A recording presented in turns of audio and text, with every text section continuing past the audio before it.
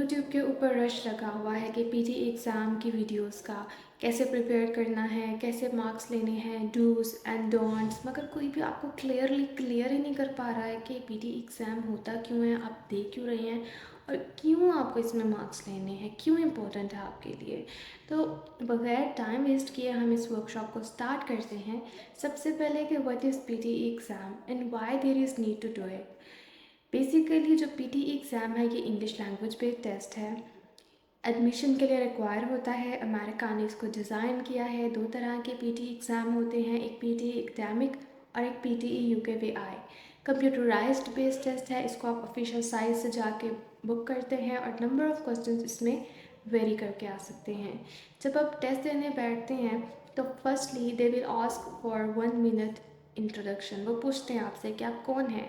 अब इस क्वेश्चन के लिए आपको प्रिपेयर होना चाहिए, ठीक है। आपको पता होना चाहिए कि आप क्या करते हैं, आप कौन हैं, और आपके पास एक प्रॉपर फुल फ्लेज नॉलेज हो कि आप 1 मिनट लगातार बोलें, अपना इंट्रोडक्शन दें।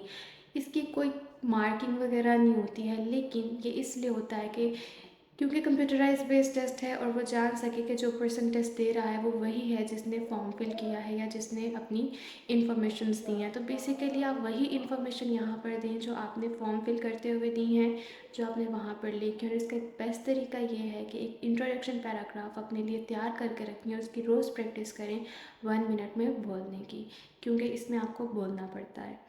उसके बाद रीडिंग का सेक्शन आता है। रीडिंग के सेक्शन में क्वेश्चन आता है रीड अलाउड। रीड अलाउड में क्या होता है कि एक पैराग्राफ आपको दिया जाता है, ठीक है। इसमें नंबर ऑफ़ पैराग्राफ वेरी कर सकते हैं, एक भी आ सकता है, दो भी आ सकते हैं। एक पैराग्राफ को बोलने के लिए आपके पास मैक्सिमम 40 सेकेंड्स होते हैं और इसके अंदर जो चीज़ आपकी काउंट करती है, मार्किंग बेस, आपकी फ्लुएंसी, आपकी स्पीड, आपका कंटेंट, प्रोनाउंसिएशन, स्ट्रेस, ये सारी की सारी चीज़ें मैटर करती हैं कि आप किस तरह से बोल रहे हैं और आपकी स्कोरिंग क्या आएगी।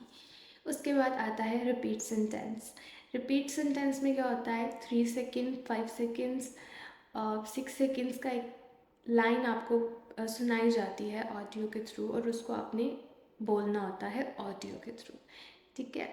आपने उसको बोलना होता है और इसको आप कैसे बेटर कर सकते हैं, आप मूवीज़ देख सकते हैं, रेडियो जो है उसको सुन सकते हैं। जितना आप प्रैक्टिस करें, आप ऑफिशियल साइट्स पे जाके जो प्रैक्टिस साइट्स होती हैं वहाँ से आप प्रैक्टिस कर सकते हैं। नेक्स्ट आता है डिस्क्राइब इमेज। डिस्क्राइब इमेज में जिस तरह की यहाँ पर दिखाया गया है, इमेजेस आती हैं डिफरेंट तरह की। आपने इमेज को बोल के बताना होता है कि इमेज के अंदर क्या चीज़ दिखाई गई है। मैक्सिमम 40 सेकेंड्स होते हैं आपके पास, आप इससे ज़्यादा एक्सीड नहीं कर सकते। अगर आप एक्सीड करेंगे तो वो आपका काउंट नहीं होएगा। इसमें आपका कंटेंट, आपकी स्पीकिंग एबिलिटी जो है मैटर करती है कि आप किस तरह से इसको कवर कर रहे हैं। बेसिकली इसका तरीका ये होता है कि अगर आप टेम्पलेट यूज़ कर रहे हैं अपने डिस्क्राइब इमेज के लिए, तो आप इमेज में से 4 to 5 मेन कीवर्ड्स जो हैं वो निकाल लेते हैं और आप उसको टेम्पलेट में एडजस्ट करके बोल देते हैं। उसके बाद रिटेल लेक्चर। रिटेल लेक्चर में ये होता है कि एक ऑडियो क्लिप जो है वो आपको प्रेजेंट किया जाता है। उसके अंदर किसी भी टॉपिक के हवाले से बात हो रही होती है, आपने उसको ध्यान से सुनना है। You have to listen that carefully. जैसे आप सुन लें, उसमें से 4 से 5 वर्ड जो हैं आप ले लेते हैं लेक्चर से, कीवर्ड्स आप ले लेते हैं, उनको आप टेम्पलेट में एडजस्ट करते हैं और देन आप उसको वर्बली बताते हैं कि इस ऑडियो क्लिप के अंदर क्या प्रेजेंट किया गया है। Most of people template use नहीं करते, मोस्ट ऑफ देम यूज़ भी करते हैं जिनके पास टाइम शॉर्ट हो या जिन्होंने जल्दी प्रैक्टिस करनी हो या जिनकी इंग्लिश थोड़ी वीक हो, वो टेम्पलेट्स को भी यूज़ कर लेते हैं। But there is one thing कि कभी भी 100% टेम्पलेट के ऊपर निर्भर नहीं करना। उसके बाद आता है आंसर शॉर्ट क्वेश्चन। ये क्वेश्चन जो होते हैं जनरल नॉलेज बेस्ड होते हैं, इनको आप प्रैक्टिस करें जितना आप कर सकते हैं। आप एक वर्ड के अंदर जो है इसका आंसर दे सकते हैं। It can be any question, 2+2=2, इस तरह के भी आ सकते हैं। बहुत ही जनरल नॉलेज के क्वेश्चन होते हैं। नेक्स्ट आता है हमारे पास राइटिंग। राइटिंग के अंदर समराइज रिटन टेक्स्ट आता है। इसमें एक पैराग्राफ होता है। पैराग्राफ छोटा भी हो सकता है, बड़ा भी हो सकता है, जैसे कि आप इमेज में देख सकते हैं। It is a very long paragraph. अब इस पैराग्राफ में जो है आपने क्या करना होता है, इसको समराइज़ करना होता है एक लाइन के अंदर, ठीक है। इसमें आपके पास एक वर्ड लिमिट होती है, आपने उस वर्ड लिमिट के अंदर उस सारे के सारे टेक्स्ट को समराइज़ करना होता है। इसकी स्ट्रैटेजी ये होती है कि ये सिंगल लाइन समराइजेशन होता है। इसमें आप टेक्स्ट के अंदर से सेम वर्डिंग, सेम लाइन जो है उठा सकते हैं, लेकिन ध्यान रहे कि उसमें किसी किस्म की स्पेलिंग मिस्टेक्स आप ना करें। फुल स्टॉप आपने एंड पर यूज़ करना है, मिडल में कहीं पर भी फुल स्टॉप, कोमा, इस तरह की कोई चीज़ इस्तेमाल नहीं करनी। आपके पास 10 मिनट्स होते हैं इस टास्क को करने के लिए, and it has enough time. जब आप लाइन लिख रहे हो और लाइन ख़त्म हो जाए तो उसमें आप कनेक्टिंग वर्ड्स जैसा कि however, hence, similarly, moreover, इस तरह के वर्ड्स जो हैं आप यूज़ करके एक सेंटेंस बना सकते हैं, बट दरम्यान में किसी किस्म का कोमा, फुल स्टॉप, मैं फिर से कह रही हूँ कि आपने यूज़ नहीं करना। Full stop just at the and he इस्तेमाल करना है, और वर्ड लिमिट क्रॉस नहीं करना। अगर आपने एक एक वर्ड भी क्रॉस किया, आपका क्वेश्चन वहाँ सारे का सारा ज़ीरो हो जाएगा। उसके बाद राइट ऐसे आता है। राइट ऐसे में जो है वर्ड लिमिट होती है। डेफिनेटली आपने किसी भी तरह से वर्ड लिमिट क्रॉस नहीं करनी। कोई भी रैंडम टॉपिक आपको दिया जाता है, आपने उसके ऊपर ऐसे लिखना होता है। ऐसे का स्ट्रक्चर एक बेसिक होता है कि आप उसका एक टॉपिक सेंटेंस लिख रहे हैं, आप उसकी बॉडी लिख रहे हैं, आप उसका कंक्लूजन लिख रहे हैं, और उसी स्ट्रक्चर को मायने रखते हुए आपने एक पूरा ऐसे लिखना होता है। Most of the time there are very good templates. आप डिफरेंट टेम्पलेट्स भी यूज़ कर सकते हैं गुड रिजल्ट्स के लिए, बिकॉज यहाँ पर स्पेलिंग मिस्टेक, किसी तरह की ग्रामेटिकल मिस्टेक जो है नहीं होनी चाहिए। और 20 मिनट्स होते हैं आपके पास इस टास्क को करने के लिए, so it is enough time. आप टेम्पलेट भी यूज़ कर सकते हैं, और आप टेम्पलेट के बगैर भी इसको लिख सकते हैं अगर आपकी ग्रामर बहुत अच्छी है, अगर आपकी स्पेलिंग मिस्टेक्स नहीं है। रीडिंग का पोर्शन आता है। रीडिंग के पोर्शन के अंदर जैसा कि आपको दिखाया गया है इस इमेज के अंदर, reading and writing filling the blanks, ये क्वेश्चन आता है। इसके अंदर जैसे ही आप ब्लैंक के ऊपर क्लिक करते हैं, नीचे कुछ ऑप्शंस होती हैं, और आपने देखना होता है कि अकॉर्डिंग टू द पैराग्राफ कौन सी ऑप्शन यहाँ पर बेस्ट ऑप्शन है। वोकैबलरी जो है इस सेगमेंट को करने के लिए इसकी की है, इसलिए वोकैबलरी अपनी बहुत स्ट्रांग करिएगा। जितनी आपकी अच्छी वोकैबलरी होगी उतना अच्छा आप इसको कर सकेंगे। उसके बाद आता है मल्टीपल चॉइस।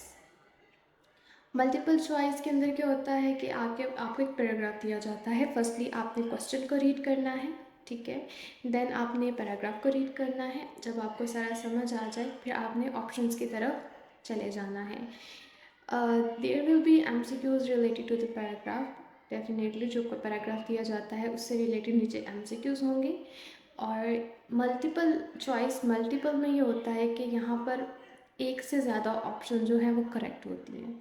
अब फॉर एग्ज़ाम्पल अगर आपने एक ऑप्शन जो है करेक्ट थी और आपने उस पर टिक लगा दिया, वो आपका आंसर करेक्ट है, और सेकंड ऑप्शन आप 50-50 जो हैं श्योर हैं कि शायद वो करेक्ट है, शायद वो करेक्ट नहीं है, तो अगर आप उसको टिक कर देते हैं और एक्चुअल में अगर वो गलत हुई, तो आपके पूरे के पूरे क्वेश्चन के जो मार्क्स हैं वो डिडक्ट हो जाएंगे।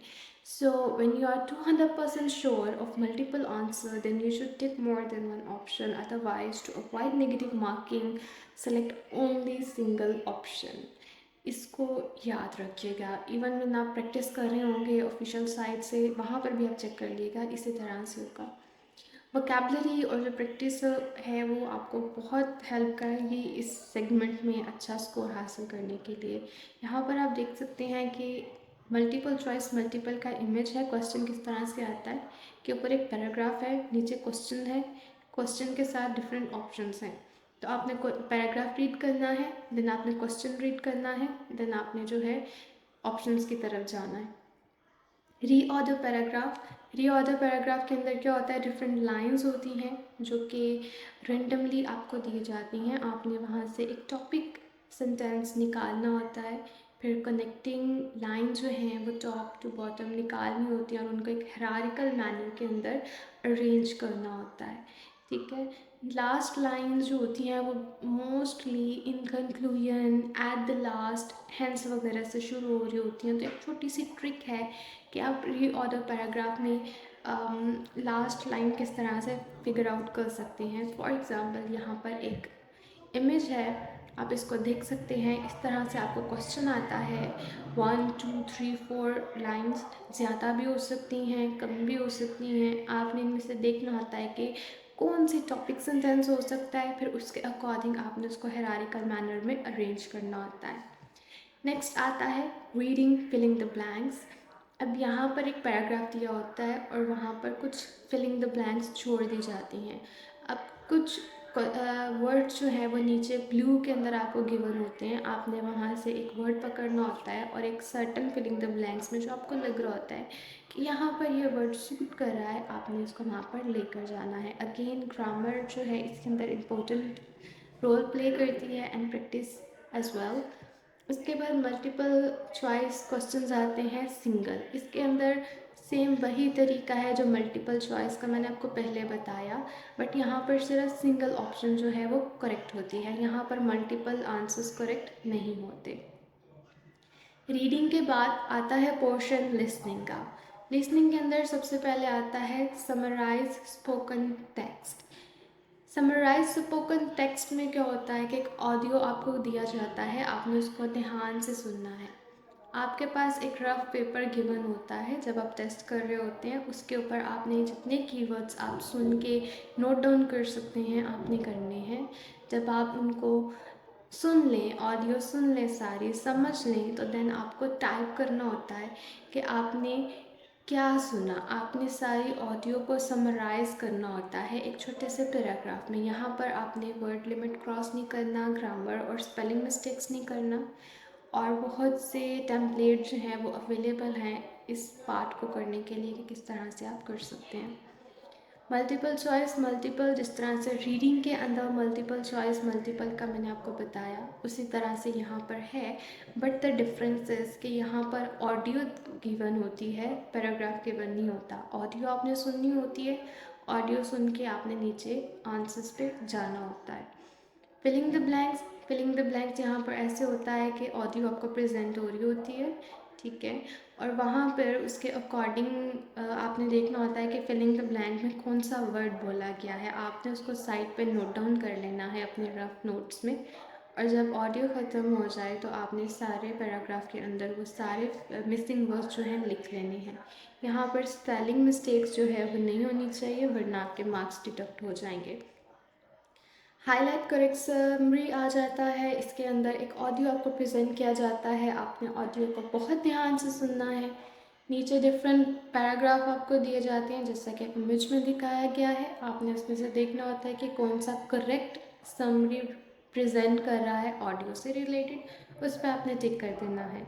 मल्टीपल चॉइस सिंगल, अगेन वही तरीका जो मैंने आपको रीडिंग में बताया मल्टीपल चॉइस का, सेम वही तरीका है जो यहाँ पे करने वाला है, बट द डिफरेंस इज कि यहाँ पर आपको ऑडियो प्रेजेंट की जाती है, वहाँ पर आपको पैराग्राफ गिवन होता है। सिलेक्ट मिसिंग वर्ड, इसके अंदर एक ऑडियो आपको प्रेजेंट की होती है, आपने ऑडियो को ध्यान से सुनना है। बीच में कोई ऐसा वर्ड होता है जो कि मिसिंग होता है, वहाँ पर बीप बजती है, और आपने उसके अकॉर्डिंग देखना होता है कि कौन सा वर्ड जो है वो मिसिंग है, और जो वर्ड मिसिंग होता है उस पर आपने टिक करना होता है। उसके बाद आता है highlight incorrect word. Highlight incorrect word के अंदर एक ऑडियो आपको गिवन होता है और एक पैराग्राफ नीचे गिवन होता है। ऑडियो को आपने सुन रहे होना है और पैराग्राफ को आपने देख रहे होना है। कुछ ऐसे वर्ड्स होंगे जो ऑडियो में कुछ और बोले जाएंगे और पैराग्राफ में कुछ और होंगे, और जो इनकरेक्ट वर्ड्स होंगे उन पे आपने टिक कर देना है। यहाँ पर भी आपने बहुत ध्यान से इसको करना है। अगर आप ऐसे वर्ड पे टिक कर देते हैं जो कि नेगेटिव इनकरेक्ट नहीं है, तो वो आपका नेगेटिव मार्किंग कॉज करेगा, तो बहुत ध्यान से इस पोर्शन को करना है। उसके बाद आता है right from dictation. Right from dictation में एक ऑडियो आपको प्रेजेंट किया जाता है, आपने उसके अकॉर्डिंग सेम सेंटेंस लिखना होता है। यहाँ पर ग्रामर मिस्टेक जो है आपने नहीं करनी। अगर आप same to same word sentence नहीं लिख रहे, आपको वर्ड का समझ नहीं आया, बट जो मीनिंग सेंटेंस दे रहा है उससे रिलेटेड मीनिंग का सेंटेंस ही आप लिखें। एडिशनल क्वेश्चंस आ जाते हैं, there might be additional questions, और उस पर आपको पैनिक होने की ज़रूरत नहीं है। सेम पैटर्न जिस तरह से आप बाकी क्वेश्चंस में फॉलो करते हैं उसी तरह से जो है आपने फॉलो करना है, बड़े ही आराम से। और कॉन्फिडेंटली जो है आपने रिस्पॉन्ड करना है। कीवर्ड्स को आप नोट करते जाएँ, जितना अच्छा आप रिस्पॉन्ड कर सकते हैं आप करें। और एडिशनल क्वेश्चंस को करने के लिए प्रैक्टिस करें। सम जनरल टॉक यूट्यूब से देख लें, कोई टेड टॉक्स देख लें, तो वो जो आप ज़रूर प्रैक्टिस करें। और ये बेसिकली टेस्ट है किस तरह से आपको आना है और किस तरह से आपने इसको हल करना है, कहाँ पर नेगेटिव मार्किंग होगी, किस तरह से वो काउंट करेगा, ये सारी चीज़ें हैं। आई होप कि बहुत हेल्पफुल रहा होगा आपके लिए, आपकी तैयारी के लिए। Thank you so much. Video को लाइक करिएगा, शेयर करिएगा और कमेंट करिएगा।